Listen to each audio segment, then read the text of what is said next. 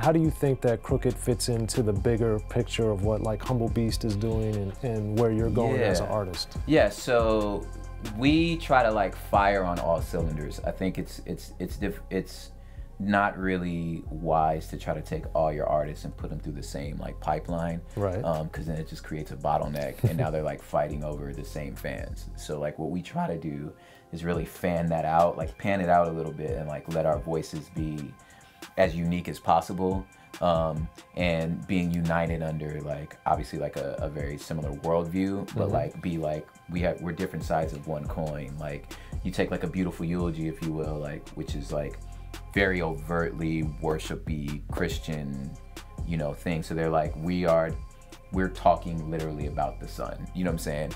I'm like, well, I'm gonna talk about what the sun shines on. You know what I'm saying? So like, so it's not, so we're not the same. You understand what I'm saying? But we're united. So I think that like that's like the idea of that. Like I take a very multicultural, political, sociological view. Somebody like a Sho Baraka takes much more of a sort of a black identitarian, which is still very theological approach to things, and like Beautiful Eulogy is what they are, and then Jackie's more like a poet, just street girl, you know what I'm saying? Right. So we try to like, it's almost like diversifying, you know what I'm saying?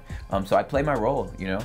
And then how do you think, you know, we're more than 20, coming up on 30 years from the explosion on a mainstream level of gangster rap from Los Angeles in particular. So what do you think are still kind of the ramifications of being an LA artist that's not a gangster rapper, even in this era? Yeah, I would have had a different question like pre-Kendrick, you know what I'm saying? Okay. Like I think Kendrick really changed a lot of the rules. In what ways? In that you can legitimately be both. You know what I mean? Okay. And especially I think To Pimp a Butterfly like sonically points at that, where it's like these George Clinton, you know, funkadelic samples, patterns that sound like Sugar Free and AC Alone, you know what I'm saying?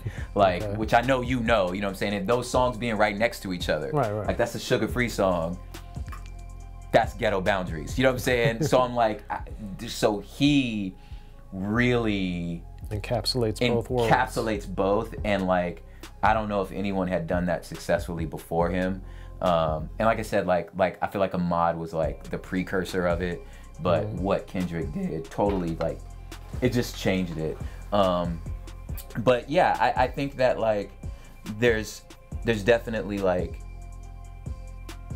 the sort of, you know, top tier sort of mainstream outlets still see like b-boy hip-hop as a subgenre, you know what I'm saying? Like that, like you're not the main story of LA, like this is the main story of LA, you know what I'm saying? So I think there's still a little bit of like, if you're gonna get that type of noise, like somehow or another you gotta like nudge as far as you can without jumping up, because I think Vince Staples is a great example of that. Like I'm the closest as I can to like gangster rap, but he's really not a gangster rapper, you know what I'm saying? So it's like, so I think if you're gonna it's forces you to really find that like hugging of the side of the lane, you know what I'm saying? And for me, I just was kind of like, I feel like a lot of us have like rushed to that my thought was like, well, if I'm gonna stand out, I need to not even try to get in it, you know what I mean? So like, I was like, well, I'm just gonna stay here, you know what I mean? And I think and like, and you know, you take like the like No Can Do's and like the verbs. So that Project Blowed world is also a very distinct world, you know, that has very distinct aesthetics that I also don't fit in, you know what I'm saying? But I pull from, just like I pull from this, you know what I'm saying? But so for me, it's like, it's that actually like motif has made me be, I would say, like even more creative and more truthfully myself. Yeah. And I think too that, you know, as your career evolves, and at least now with Crooked being the most probably overtly political project, where do you think you're going? Man, I mean, last week I spoke at Princeton's theological seminary. So I think it's like put me in these places where I'm like, yo, that's an Ivy League, like word, you know what I'm saying? So I think that it like, it throws you into like just grown man rap, you know what I mean? Which means now, like, I think in a lot of ways, like, I'll enjoy touring more. I think I'll enjoy sort of like, because I enjoy that. Like, I taught high school for 6 years. Like, I enjoy, like, mic off, camera off, classroom setting, let's build culture, you know what I'm saying? So I think that this record has, like, made sort of that world of gatekeepers almost like take me serious, that like, well, he's not just a kid, like, like this guy actually does know what he's talking about. You know what I'm saying? That's helpful. It does. It is, you know. And how do you find, I always thought it was interesting because the academia seems to, on the one hand, look down on rap, but on the other hand, it seems to embrace it in a lot of ways.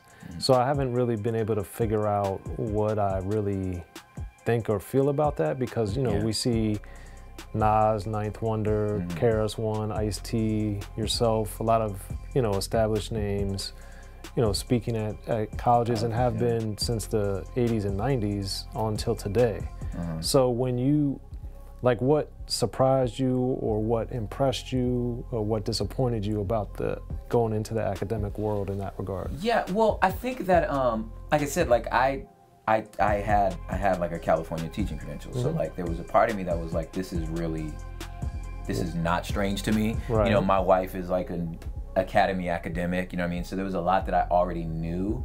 But they perceive you differently when you go in as a rapper. They perceive you differently when you go in as a rapper, yes. But for my track, like, I went in as a hybrid because I talk about my experiences as a teacher, like especially on the last record on Crimson Core, like the Board of Education song. So that's coming from, like, those are in a lot of ways like flags or dog whistles to educators that, like, that dude was a teacher. You know what I'm saying? He's one of us. He's one of us. So I think that my personal experience was like one of those. So with Propaganda, thanks for coming through again. Hey, appreciate you, homie. Unique Access. I'm Soren Baker, Unique Access, Propaganda. Make sure you pick up Crooked if you haven't already. And if you have it, listen again.